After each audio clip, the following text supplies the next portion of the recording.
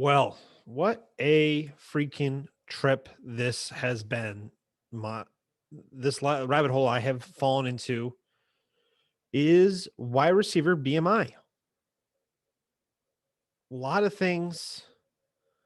It's a very popular topic. Everyone knows probably has if they're on Twitter, you've heard the wide receiver BMI debate by now, from Henry Ruggs to Calvin Ridley to Devonta Smith this year, and was it Terrence Marshall Jr. or Terrence Mitchell Jr. One of those 2021 prospects. You realize what the wide receiver BMI debate is. It's less than 26 BMI, I believe, is the cutoff, or maybe it's 25 now. It's one of those two cutoffs. Is means that you're less likely to hit in the NFL. Uh, it's been a trip, um, going down this rabbit hole because I start off by thinking that look, I think we're dealing with a selection bias, and that's what's causing people to think that BMI matters. Looking at how all the distributions of all wide receivers, it looks to me, my previous I'd done a quick little Google, like filtered some things in my spreadsheet, and it looked like wide receiver BMI for all wide receivers mimics successful NFL wide receivers BMI. And I guess this is just a little trip down the process that has been the last 24 hours for me. Some flip flopping, learning a couple things here. It's interesting. It's interesting. Share screen. So what do I mean here? So why do people think that wide receiver BMI matters? And here's a quick look at top 12 and top 24 wide receivers dating back from 2003 to 2018. It's a sample size of about 655 wide receivers. You can find all this info in my wide receiver prospect database. Sorry, located on my Patreon. It's free for everyone, but that's where you can find it. Search prospect database, and you can get it. It's over 2,000 college prospects dating back 2003 to 2021. Over 800 wide receivers. There is a lot to you, just endless amount of information, and it's free. But using that data, this is just compares the BMIs for 655 wide receivers in that time frame. As you can see right here, most of the distribution of BMIs is age or BMI 28, 27, and 26. That's the majority. If you like, another way to look at it is right here is a simple table of top 12 wide receiver BMIs. You've got right in here, that's the sweet spot where all the green is 26, 27, 28. So essentially 87% of all wide receivers who've entered the NFL between 2003 and 2018 have a BMI between 25 and 28. That all wide receivers have 87% of them have a BMI of 25 to 28. So when I mean of selection biases is that one, all of the wide receivers to enter the NFL are superior athletes. So we're getting the best of the best that are being filtered out for so many different reasons, like talent, athleticism, all kinds of different reasons, how they get selected from Pee Wee and make their way through the whole system and wind up in college and in the NFL. That whole process is altering our sample size. So that is a very basic and probably inaccurate way of describing selection bias, but that's what's happening. And what we have here is we've got this group here, a very small sample. 655 wide receivers is still a small sample. 87% of those have a BMI between 25 and 28. And even when I say BMI between 25 and 28, BMI is a very arbitrary concept. I don't even think they use BMI in the medical industry anymore because it's crap as far as talking about health and blah, blah, blah. But we're using it here in fantasy football because it's a good approximation for height and weight. But me saying 25 to 28 is pretty random. I mean, the only reason I chose these samples is because 24, 20 is just that's how it seems logical to do it. 30 plus and below 23 BMI as the bookends here. But so me just saying between 25 and 28 is the more majority of BMIs is a little bit of a randomness, arbitrary cutoffs for me for saying that. And it fits my argument of, hey, the majority of the sample of the larger sample mirrors the successful wide receiver sample. And top 12 wide receivers have a BMI between 25 and 28. I believe 92% have a BMI between 25 and 98 for top 12 wide receivers. And then 89% of top 24 wide receivers have a BMI between 25 and 28. So that's what originally that's what my process was telling me, that they were mirroring each other. And this is right here how it plays out. You've got all wide receivers right here, and then you've got top 12 and top 24 wide receivers, and they're all falling within this 28 to 25 wide receiver range. That's what my thought process has been for about a year now. I just haven't gone about and looked into it more. And so I finally decided, hey, I'm going to post a thread about this, write it up and say, hey, look, we should matter about age adjusted production, draft capital, blah, blah, blah. That stuff matters more. And this is just another way to look at it. Look here, you've got the majority of all wide receivers, top 12 wide receivers, all fall in this green zone. They all mimic each other. So BMI is a representative in both. It's more of has to do with the sample than it does the skill of the wide receivers.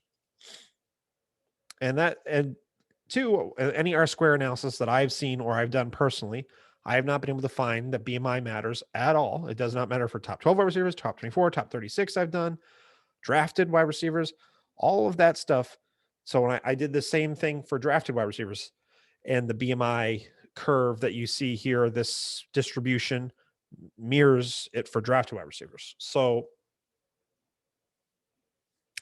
feeling pretty confident. I'm still, I'm an amateur. I'm trying to, I have a lot of data and I'm trying to figure out how to present it so people understand it. Probably isn't the best statistical way to do it. I do have some background in data analysis, but it's more with a single sample or small sample sizes or like single research design, not bigger sample sizes. So that being said, we've got this here, and that's what's going in my head. And I'm feeling pretty okay. It's like, hey, this is a sample size issue here, and that's why BMI is crap. But I posted this thread. I posted on Patreon. Felt pretty good about it. So I posted on Twitter this morning. And yeah, BMI doesn't matter. That's what I felt for a long time now. And yeah, so then I get a little ZWK football on Twitter added me and said, hey, I've actually found it matters. Here's my thread. You can check out his replies on ZWK football, I believe it is. His sample was from 2005 to 2016 or no, 2006 to 2015. But it was only through rounds 1 through 3 wide receivers. And so I came back, I responded saying, hey, I think you've got a selection, when you're not dealing with a lot here. I think you only got 120 wide receiver sample and only 50 successful wide receivers in your sample. So you might have found something to be useful, but I think you've got a sample size thing. But in the back of my head, I'm like, he presented his facts here and I'm reading it. And so I look a little bit close. So I decided, all right, that's in the back of my mind. And I haven't written for DLF in a little while. I haven't written since like week 14 or 15 or week 15. So I want to write this up, be a nice, quick article. Hey, BMI sucks article. Here's some nice graphs, quick article, boom, boom, bam, submit it. And away she goes. But then I get to thinking, I'm writing the article I've written everything out to what you've seen so far, a nice, logical, clear, concise way. And I say, well, is there a counter argument to anything I was saying, and I was looking at this table more and at the graph too, and you can see age 25, 21% of all wide receivers have a BMI of 25. Not age 25, BMI 25, BMI 25. 21% of all wide receivers have a BMI of 25. But then when you look at top 12 wide receivers, it's only 7%. Top 24, 12%. So that's getting to 14% swing there. Yeah, we're dealing with a small sample, blah, blah, blah. There's only, I think in my database, 66 top 12 wide receivers from 2003 to 2015 or 2018, and 99 top 24, I believe. What's off the top of my head though? So we're stealing, so 12%, that's not many wide receivers that swing that, but still. But then I looked up and it's like, well, only 13% at 28 BMI, but then you got top 12 are at 25% and 19%. So that seems like a decent swing there. 12% and then 6%. That seems, we're not dealing with just, hey, this mirrors a sample. So I was like, all right, so I'm going to go do my process here. And this process is not tried and true. I haven't written it up yet, but I like it. I like to use yards per attempt, or scrim yards per attempt to team attempt to, that's my metric that I like to use for college production.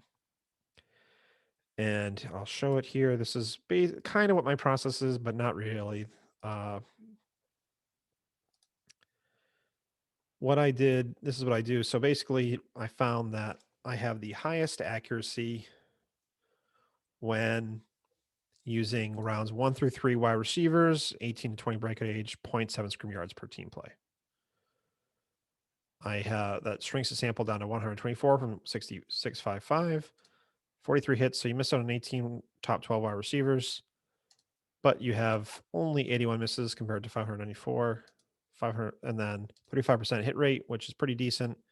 65% miss rate, which is a lot better than just draft capital and BM breakout age.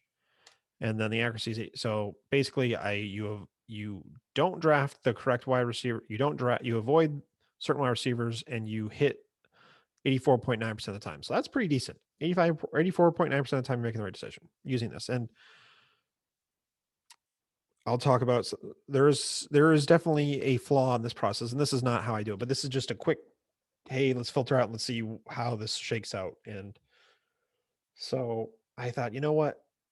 This BMI is in the back of my mind here. I'm going to use this process with BMI just to shut up, just to stick it to the BMI truthers out there. So I did rounds 1 through 3 wide receiver, 18 to 20 breakout age, and BMI is greater than 26. And I found that shrunk the sample down to 119. You only miss out on 3 extra top 12 wide receivers. You only have 2 fewer misses. And you only have a hit rate, only 31% less hit rate, 1% higher miss rate, and only 0.2% difference in accuracy.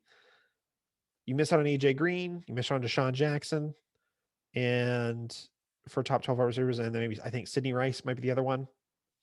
So you miss it on those. So you miss it on them. So missing on AJ. Well, first off, you guys know whenever I miss on AJ Green, that's a red flag.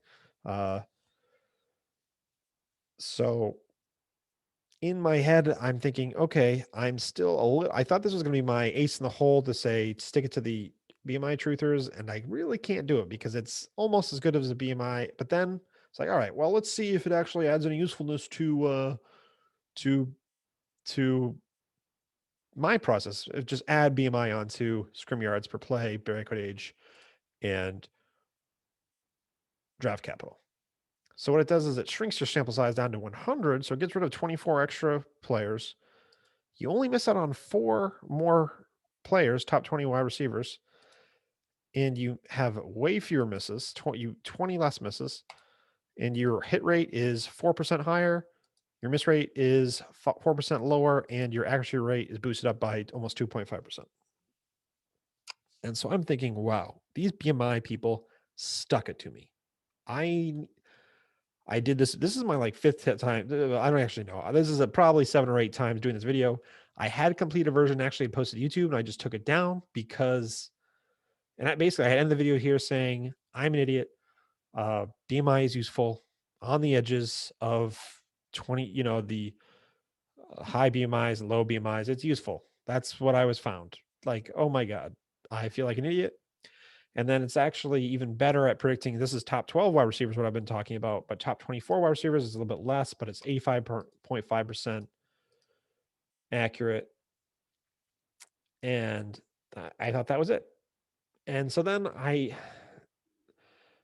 went to my nerds chat where everyone in there is smarter than I am. And I said, guys, I can't believe this, but I just feel loathsome that BMI matters. And Kent, I forget Kent's last name, how to say it properly, but it's W. Kent. I shouldn't be showing a private chat, but shoot.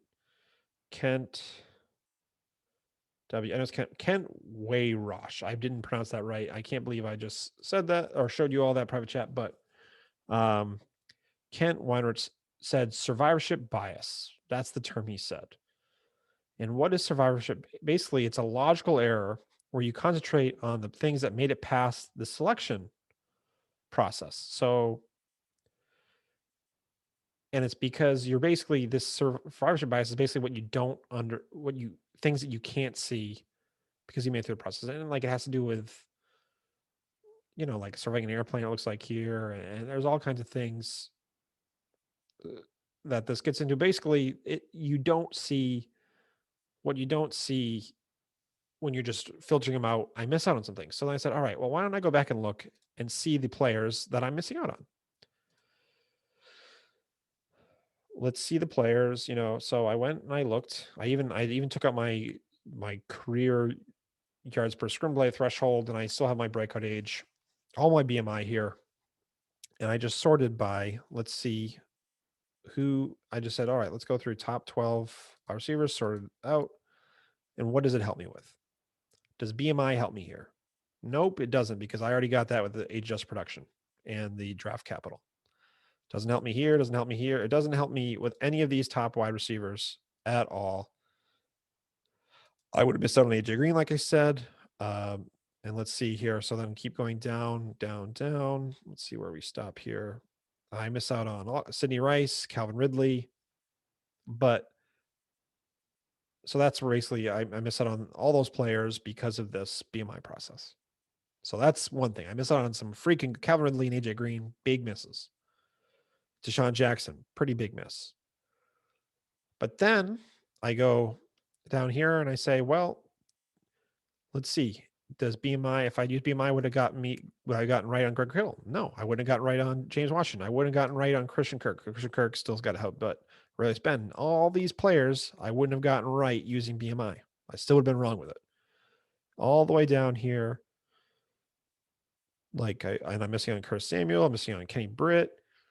I thought Kenny Britt had a top 24 season, but now, and it wouldn't even if I didn't use, I wouldn't have gotten Chad Jackson right. I still would have freaking drafted Chad Jackson using this. And this is what it's saying is like, if I had just looked at the accuracy of my sample and not gone in and looked in here, I wouldn't have seen what has it helped me with so far? Nothing, except when I get down to, all right, so now we're down into 26 is what it helps me with. Traquan Smith helps me, or no, Josh Doxson. So you're telling me that maybe I just instead of looking at this borderline BMI, I couldn't have just said maybe his college production thing and his overall age. Yeah, he broke at age 20, but his draft age was 23. He was 24. Maybe that was a better indication of Josh Doxson, and that he was a lot of TD dependency in his production. Maybe that's a better method instead of just worrying about BMI. Charles Rogers. Okay, borderline BMI. You're telling me with a 0.07 BMI, I could have gotten off of a top 2 overall college wide receiver who had let's see what his height adjusted with a 109 height adjusted speed score. So what was that? A 440. You're telling me that BMI would have got me off that by 0.07? No, that's not how that works. All right, what barely these thresholds, I'm barely missing on all these players. I would have missed it on Tyler Boyd if I had done this threshold. I would have missed out on Will Fuller. Now Will Fuller, but DJ Chark, All these players I missed out. Okay, now looking at the very bottom here. Okay, maybe it would tell me something. Paul Richardson would have been a red flag, but then again, he had mid-second round draft capital. Was BMI really a thing, or was it his draft like 18 age breakout? You're telling me that I shouldn't listen to 18 age breakout or Titus Young? I think, and then Bernard Berrien, like maybe third round draft capital had told me instead of just the 24 BMI. Ted Ginn Jr., maybe 0.90 scrim yards per team play and maybe an inflated in his 40 time would have told me something instead of that 2.465 BMI. Now, and look at here, DJ Chark. I would have missed out on him using college production and draft capitals mid second or late second draft capital below BMI. He doesn't. This process doesn't help you with these players, and this is what survivorship base is saying: is that these you're not seeing when you use BMI, you're actually not seeing what it's telling you. There's nowhere in my database are there someone who has tied the same draft capital, the same breakout age, and the same age adjusted production, and then have a similar BMI that's gonna solve it for me. It doesn't happen. It just doesn't. I've never in a decision process is it gonna help me. So shout out to Ken W. Everyone probably follows Ken. Peter Howard, Chris Bean, Tan Ho, Travis May, all the smart people in the nerds chat. Thank you for telling me to get through this process. So I know. So I'm back to where I started here, and it's not for the same reasons. You get it. You can think you're right for the wrong, but it ends up being the wrong reason. And I still have a lot to learn on how to go about evaluating college prospects, but it just shows the things that you think you are gaining when you eliminate these players because their BMI is below 26.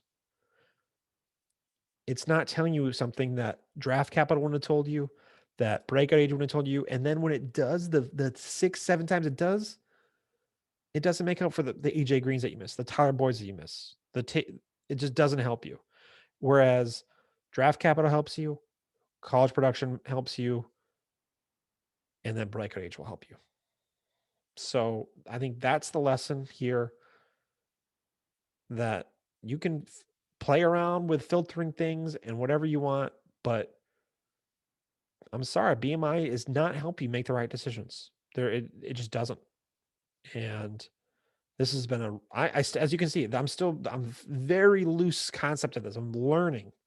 And that's what I'm an amateur stat nerd. It says it in my profile. I did it one time. I still am, but that's it. That's what I am. I'm an amateur trying to get a little better and understand how to evaluate these college prospects better. And it just clearly BMI is not helping you make these decisions. Thank you guys at FF_Spaceman here. Shout out to everyone again in the nerds, my patrons. I love you. You guys have been awesome. I think I'm up to 22 patrons after just launching within the last month. Check me out there.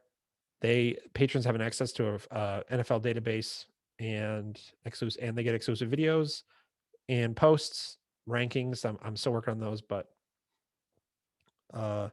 shout out to everyone. I think I learned something. I hope you all learned something too through this process. And I can't wait till I learn next, because that's why I'm doing all this, is just to try to get a little better each time.